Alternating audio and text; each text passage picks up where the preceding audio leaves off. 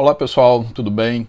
Se você já estudou teoria dos conjuntos, se você já estudou teoria dos números, se você já estudou geometria plana, geometria espacial e também se você já estudou cálculo infinitesimal, diferencial integral, você chegou à conclusão de que nessas áreas do conhecimento matemático, nessas disciplinas em particular, nós temos os seus objetos de estudo. Então, na teoria dos conjuntos, o objeto de estudo, a gente manipula os conjuntos. Na teoria dos números, nós estudamos as propriedades dos números inteiros positivos, com forte ênfase aos números primos, que são aqueles que possuem somente dois divisores. Quando a gente está na geometria plana, na geometria espacial, estudamos as propriedades das figuras geométricas planas e das figuras geométricas espaciais. Portanto, esses são os objetos de estudo da geometria espacial.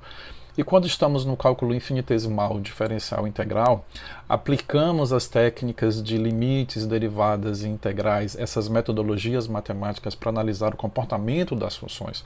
Portanto, desse ponto de vista, as funções se constituem no objeto de estudo do cálculo de um modo geral. E na álgebra linear?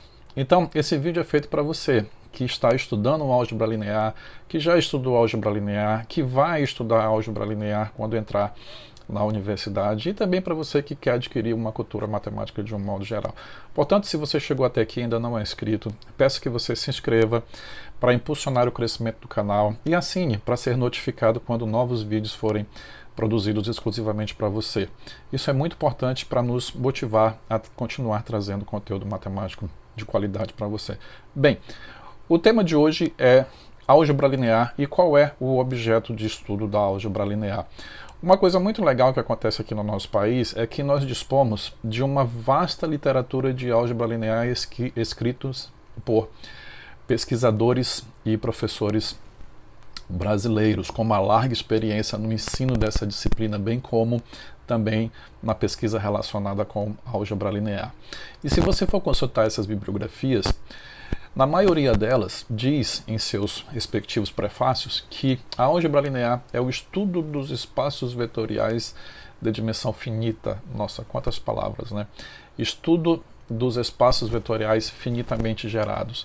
Mas não se surpreenda se você encontrar alguma bibliografia, e eu garanto para você que essas bibliografias existem, dizendo que a álgebra linear consiste no estudo das transformações lineares entre espaços vetoriais. Outras que a álgebra linear é o estudo das combinações lineares dos vetores de um espaço vetorial e que a álgebra linear é o estudo, se reduz ao estudo das matrizes. Todas essas abordagens, essas impressões pessoais, são perfeitamente plausíveis, são perfeitamente aceitáveis, são perfeitamente corretas. Mas eu quero estabelecer aqui um paralelo entre dois exemplos que particularmente eu considero bastante importante.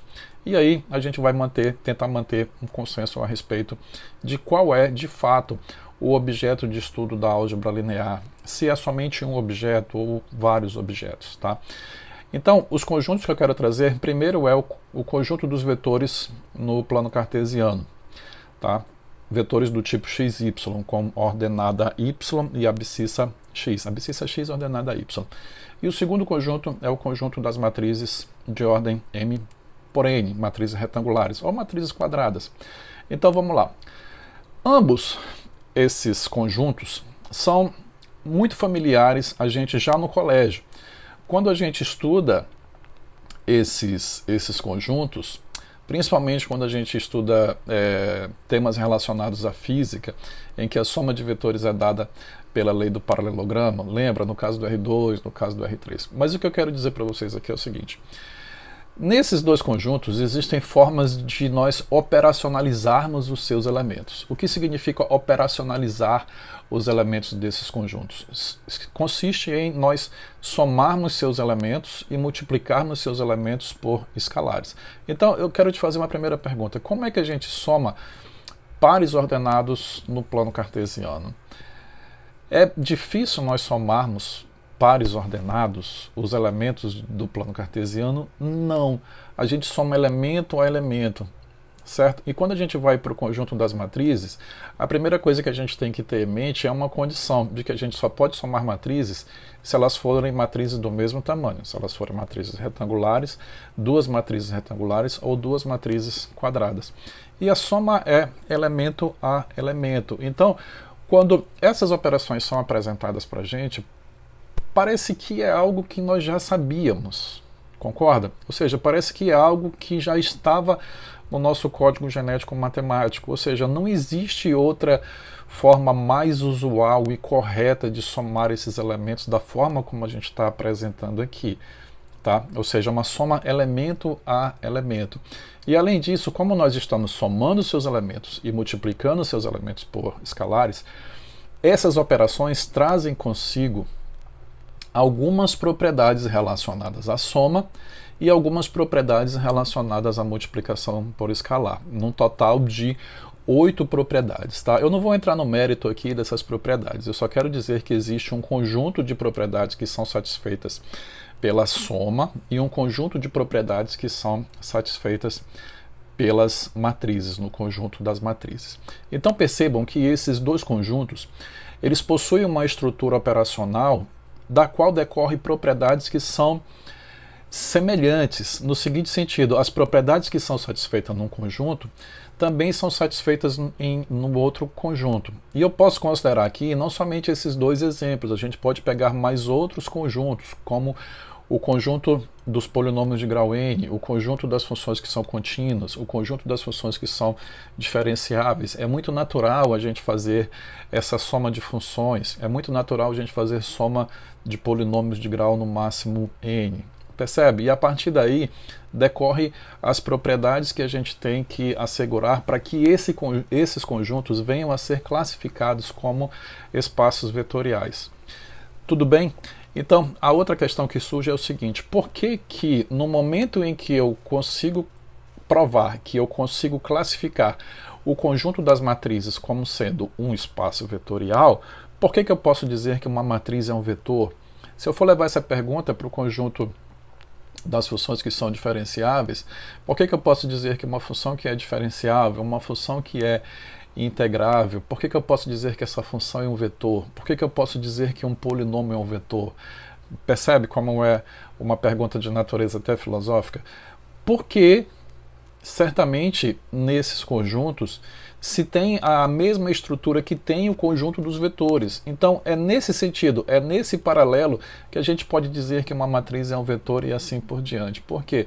Porque, por exemplo, no conjunto das matrizes, a gente pode somar matrizes e essas matrizes satisfazem um conjunto de propriedades. A gente pode multiplicar matriz por um escalar e essa matriz resultante também satisfaz uma série de propriedades referentes à multiplicação por escalar.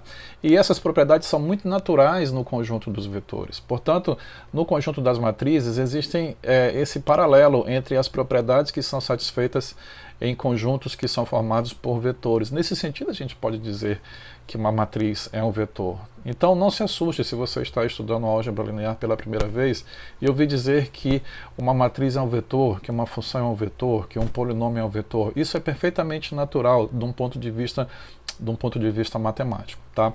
Então, de um modo geral, a álgebra linear é sim o estudo dos espaços vetoriais, o estudo dos conjuntos cujos elementos satisfazem determinadas propriedades desde que sejam estabelecidas duas operações, uma operação de soma e uma operação de multiplicação por escalar. O fato de você ter um espaço vetorial que é finitamente gerado, isso você vai aprender com o tempo no decorrer da sua disciplina, da disciplina de álgebra linear que você está estudando. Você vai estudar conceitos do tipo dependência linear, independência linear, subespaços gerados, bases, dimensão, transformações lineares entre espaços vetoriais, matrizes decorrentes das transformações lineares, onde os espaços têm as suas respectivas bases. Então, pessoal, álgebra linear, acreditem, é uma das disciplinas mais importantes no curso de matemática e no curso de outras áreas afins, engenharias e áreas correlatas. Em matemática, por exemplo, a álgebra linear ela é extremamente importante porque lá na frente, quando você for para uma pós-graduação, você vai estudar análise funcional e você vai precisar da álgebra linear, porque a análise funcional é considerada um tipo de álgebra linear só que em dimensão infinita. Entra outros elementos aí no contexto da análise funcional que não cabe agora aqui nesse vídeo. Só estou ressaltando para você a importância da álgebra linear. Fora as aplicações, muitas aplicações em engenharias, engenharia elétrica principalmente, e em áreas que trabalham muito com a parte computacional, engenharia de computação, sistemas de informação, modelagem matemática, modelagem computacional, tá? Então, o objeto de estudo da álgebra linear é sim o espaço vetorial finitamente gerado, mas também naturalmente são aceitáveis que outros objetos de estudo da álgebra linear podem ser as transformações lineares, podem ser as matrizes. Mas você não faz análise de transformações lineares, você não faz análise matricial sem estudar os espaços vetoriais, inicialmente de um ponto de vista matemático. Tá? Então, é muito importante que a gente estabeleça essa relação. E mais um recado, é muito importante também você estudar essas disciplinas de matemática sabendo quais são os objetos de estudo dessas respectivas áreas. Por exemplo, no caso da álgebra linear, como nós já destacamos aqui, existem conjuntos que possuem uma estrutura muito semelhante em termos de soma e multiplicação por escalar e propriedades decorrentes. Então a gente junta todos esses conjuntos e aí nós temos a álgebra linear como sendo a disciplina que analisa as propriedades desse conjunto. Tá? Então, se você chegou até aqui, eu agradeço. Divulgue esse vídeo com seus amigos. Deixa seu like, faça seus comentários, isso é muito importante, como eu já falei, para impulsionar o crescimento do canal. Dê suas sugestões também, para que a gente possa direcionar as suas dúvidas, direcionar melhor o seu aprendizado dentro dessa bela área do conhecimento matemático. Aguarde, tem coisa bastante interessante por vir. Um grande abraço.